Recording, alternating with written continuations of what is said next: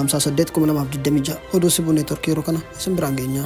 Poolisiin federaalaa investara beekamtu adda Barakat Warquu dabalatee namoota 4 yakka malaamaltummaan shakkee barbaadaa jiraachuu beeksise. Komishiniin Poolisii Federaalaa Itoophiyaa adda Barakat Warquu Adaraa, Geetaachoo Ammoonyee, Yilqaal Yinsaawii fi Abbush Ayyalee jedhaman yakka malaamaltummaa hamaan barbaadaa jiraachuu ibse. Poolisiin ragaa argadheera jechuun akka baasetti suura namoota yakka sanaan shakkaman jedhe ifa godheera. Namoonni suuraan isaanii adda bahee maxxanfame qabeenyaa biyyaa fi uummataa irratti miidhaa guddaa geessisuun yakka malaamaltummaa hamaa raawwataniiru jechuun barbaadamaa jiru jedheera. Poolisiin federaalaa uummatni waa'ee shakkamtoota kanaa ragaa qabdan kamiyyuu akka nu beeksistan jechuun waamicha dhiyeesseera.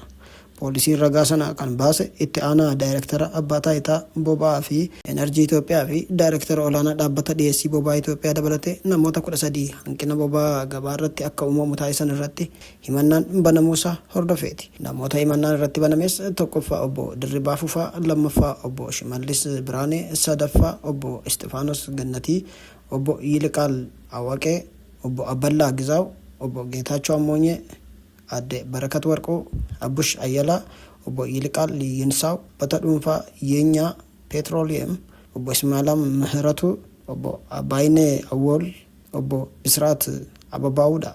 Himatamtoonni sunneen boba'aa fi naaftaa tilmaamnaan qarshii kitila 70 ol ta'u to'annoo mootummaatiin ala gochuun gabaa irratti hanqinni akka uumamu taasisaniiru.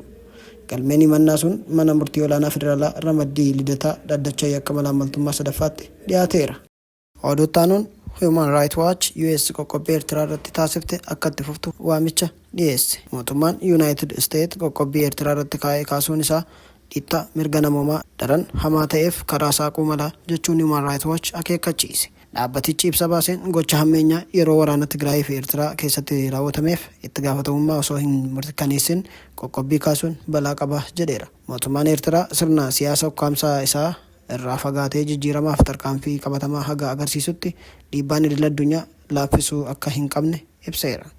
Haaluma kanaan Kaanaadaa fi Gamtaan Awurooppaa hariiroo dippiloomaasii Eertiraa waliin qaban dhiittaa mirga namoomaa haguuggii kan kennuu fi itti gaafatamummaa laamshaa akka ta'u akka hin eeyyamne dhaabbatichi dhaameera. Human Rights Watch hawaasni addunyaas aangoo gabaasa addaa mana maree mirgoota namoomaa dhaabbata mootummoota gamtoomanii Eertiraa irratti hanga ji'a sadaasaatti akka dheeressu gaafateera. Galmeen mirga namoomaa biyyattii galmee cimaa ta'ee akka jiru kan hubate dhaabbatichi hordoffii fi adeemsa sirrii malee hirmaannaan dippiloomaasii kamiyyuu abdii haqaa miidhamtoota balaaf saaxiluu jedheera.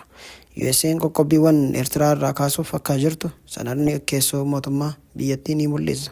Ameerikaan biyya iddoo mijataa handaara galaana diimaa jirtu Eertiraa irra qoqqobbii keessee turte kaasuuf akka jirtu wantoonni akeekan jiraachuu Reuters sanada keessoo mootummaa US irraa akka argate ibsuu gabaasaa turreerra.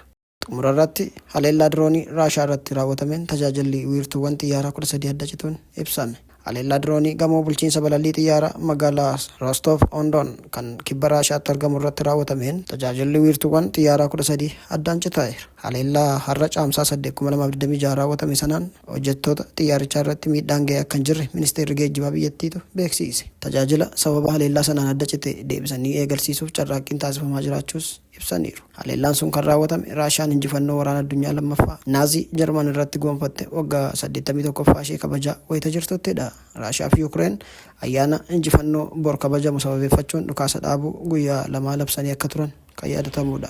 Haa ta'u malee haleellaan diroonii gamoo bulchiinsa balallii Raashaa irratti raawwatame hordofee biyyoonni lameen waliigaltee dhukaasa dhaabuu cabsuu irratti wal falmaa jiru. Pireezidaantii Yuukireen Volodymyr Zelensky Raashaan dhukaasa dhaabuu cabsuun haleellaa diroonii 840 raawwatteetti yoo jedhan, ministeerri ittisa Raashaa gama isaaniin Kiev waliigaltee dhukaasa dhaabuu cabsuun haleellaa 1300 ol raawwatteetti jechuun himateera.